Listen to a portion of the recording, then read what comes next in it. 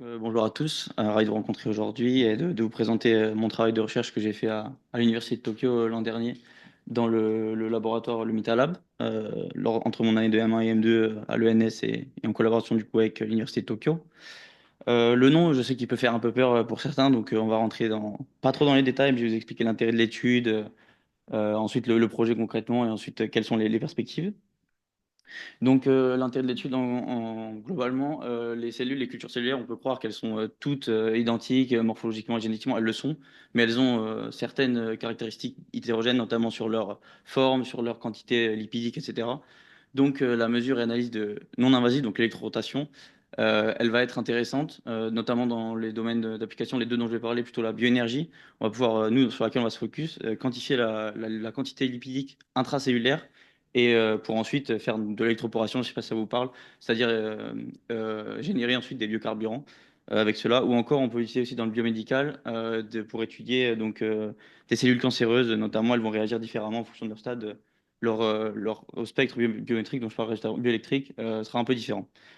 Puis très vite, un petit graphique sur le marché qui est pour l'instant de 5 milliards de dollars, qui était en 2022. Il est projeté à doubler, à plus de doubler, à plus de 10 milliards. Il y a plein d'applications, biocarburants, alimentation, cosmétique. J'essaie d'un peu accélérer. Donc le principe de l'électrorotation, c'est quoi? On va placer une cellule au milieu de quatre électrodes, comme vous pouvez voir là-haut. On va ensuite appliquer deux champs différents, donc un champ électrique tournant, donc c'est les quatre signaux d'effet de 90 degrés qui va faire tourner notre cellule.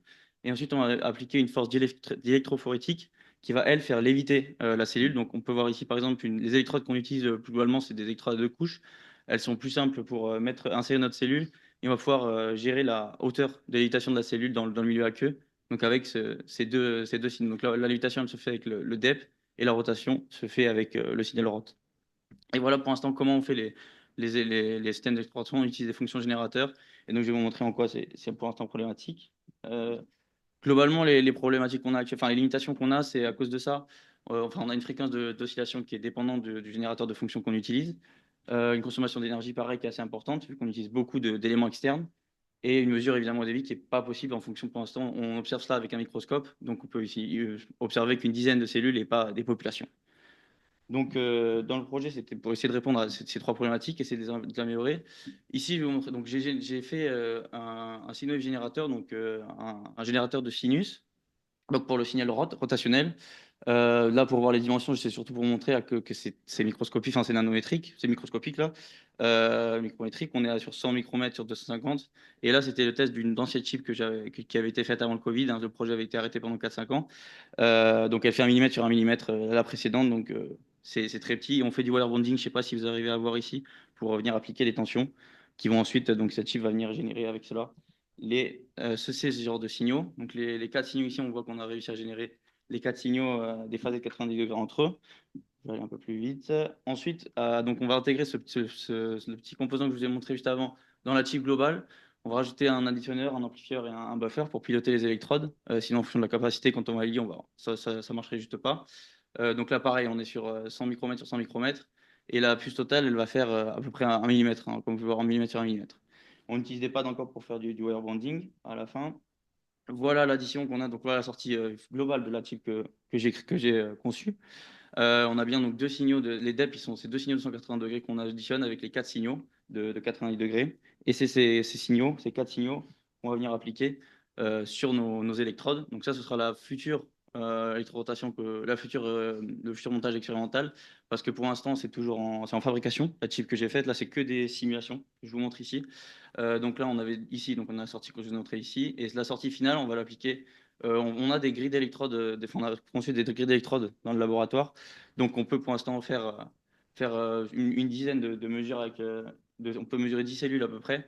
Mais le but, ce serait vraiment d'aller plus loin. Donc qu'est-ce que ça peut apporter, enfin, cette nouvelle chip? On va avoir une diminution de la puissance combustion, on va plus utiliser de générateurs. On va augmenter la fréquence d'oscillation. On a réussi à atteindre jusqu'à 1 GHz.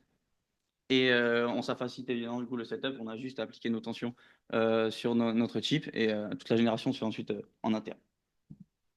Voilà quelles sont les perspectives et qu'est-ce qu'on va et les avantages que ça, enfin les avantages que ça apporte, je vous en ai parlé et les perspectives qu'on va avoir.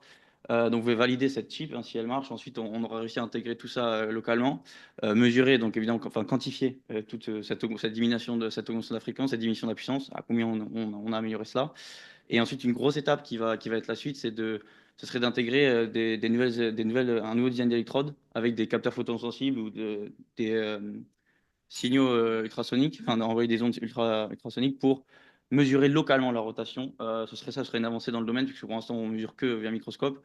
Donc c'est une étape qu'on est en train de réfléchir pour l'instant dans le laboratoire, mais c'est une étape qui va peut-être poser problème. Donc ça permettrait donc de faire des mesures en parallèle et donc d'être plus attrayant pour l'industrie et évidemment le biomédical aussi, pour avoir des réponses sur des populations.